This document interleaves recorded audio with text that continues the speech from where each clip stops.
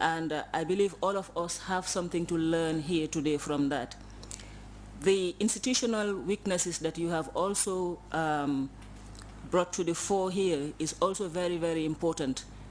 Many times we take things for granted. It's important to sometimes go back and check on institutions, processes, and see whether we have some weaknesses, institutional weaknesses, and these have also been brought to the fore. And I hope and pray that the recommendations that you have in the report will be adopted by the various institutions of government so that at the end of the day, we would not fall back to this sort of scenario here today.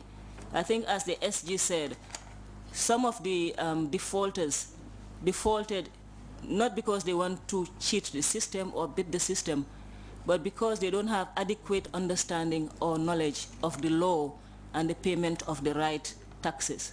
And I think this should be the bottom line in our approach.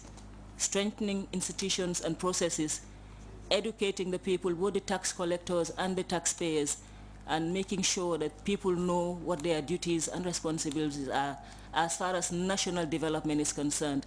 Because for you to have or ask for national services, government has to collect revenue.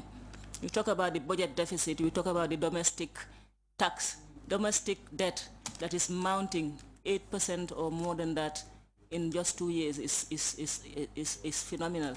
I think these are the checks and balances that we need to put in place so that we know that government has to collect taxes, and it's the taxes that drive our economy, and we can only demand for services in terms of infrastructural development, health, education, etc., if we pay our taxes.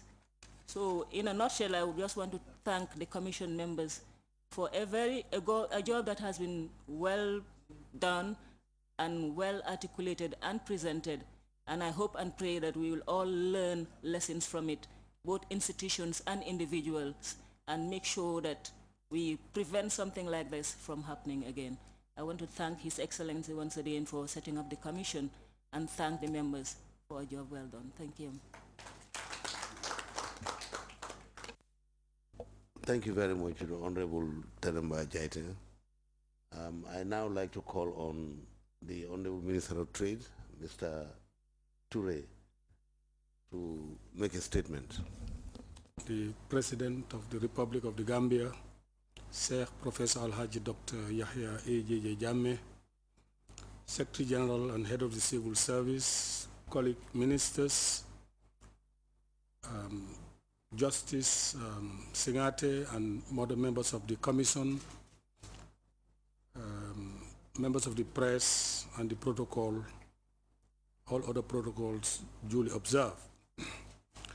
Let me begin also by joining the previous speakers in thanking His Excellency the President for his foresight in setting this important commission into tax evasion and other corrupt practices. Let me also thank the Commission for a job well done. This piece of report that you have submitted today, I think will go in a very long way in ensuring that government collects all tax areas that is due to it, in order to ensure that also there is fair play in the tax system. It's also a wake-up call for every taxpayer. I think everybody who is supposed to pay tax should take this as a wake-up call and to prepare ourselves as companies and individuals to ensure that we pay our taxes on time and in full.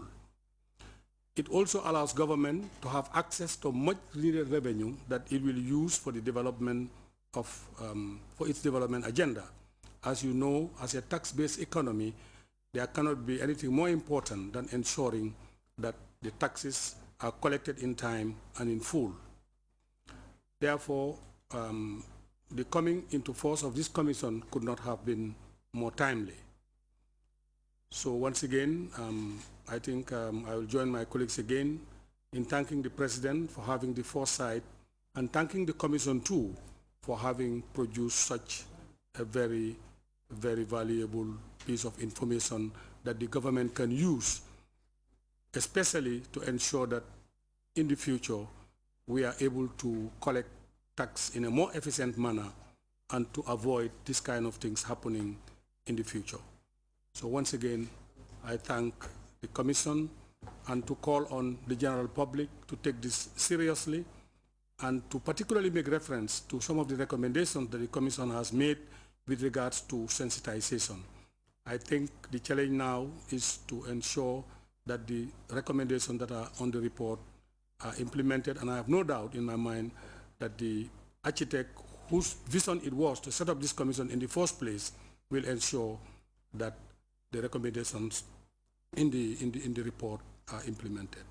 Once again, I thank you for your attention.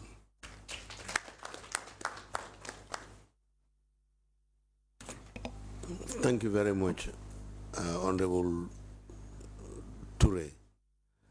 I will now call on the Honorable Minister of Finance to make a statement.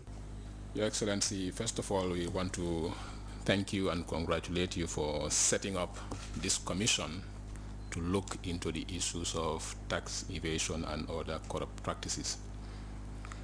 I remember when the commission was being sworn in by Her Excellency the Vice President, and in my statement I indicated that it is a very difficult task, but yet it's a noble assignment to be called on to look into an issue of that importance to the state. We all acknowledge and appreciate that the Gambia is essentially a tax-based economy. The demands on the state are huge, and to meet those demands, people have to meet their basic tax obligations. And in meeting those tax obligations, there are two dimensions to it. That's the taxpayer on one side and the tax collector on the other. And I have seen in the presentation of the chairman of the commission that both sides of the equation have been assessed.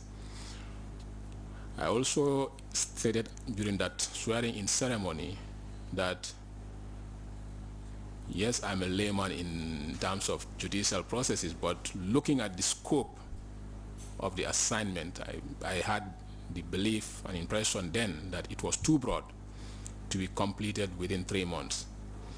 And I'm kind of reassured by the presentation that there are so many things that need to be looked at which could not have been done within the time allocated, thus the recommendations that have been proffered. Because if I listen very carefully, there's one particular recommendation that was made, the need to probably have another commission to look into the issues of customs under declarations. Your Excellency, this is a topic that has been raised by many of our local manufacturers, local companies that are producing, which have expressed year in, year out that there is serious under-declarations in terms of imports, which is making local products difficult to compete. So I think that's an area, as recommended by the Commission, that is worth looking into, so that if there are anomalies, they can also be rectified, just as they have recommended. Your Excellency, I also want to thank the members of the Commission. They have done a good job. It is certainly not an easy task, but I want to believe that they have approached the work professionally and they have done it impartially. And they worth and deserve commendation from all. And to the general public, I want to say that a commission is certainly not a witch hunt exercise. It is meant to look at our systems, our processes and procedures, and proffer recommendations for improvement in the general interest of everybody. People are bound to be affected by the outcome of the findings and recommendations